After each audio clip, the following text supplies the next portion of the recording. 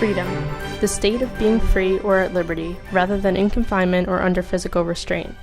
Exemption from external control, interference, or regulation. Political or national independence. These are all definitions of the word freedom. America refers to itself as the land of the free, a place where there is freedom and equality for all.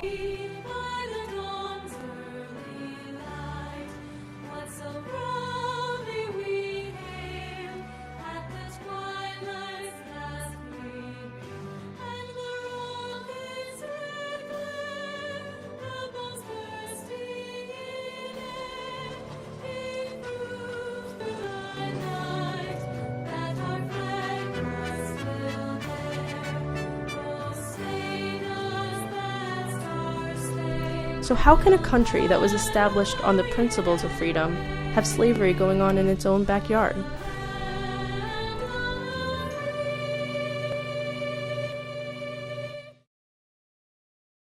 It has become the second fastest growing criminal industry, just behind drug trafficking. Sex trafficking has become a $32 billion industry, with children accounting for about half of the victims. Many people don't realize that sex trafficking does in fact happen every day in America.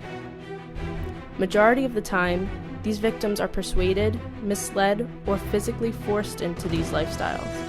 With over 100,000 children and young women trafficked in America, this issue is becoming more and more common in our country, with horrible stories showing up in the news every day.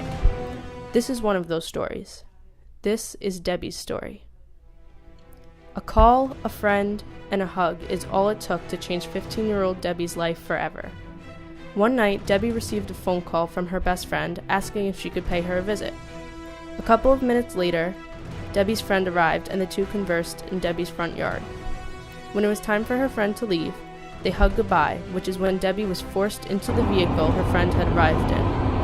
Debbie was driven around for hours until she had no recollection of where she was, in actuality only being about half an hour from her house.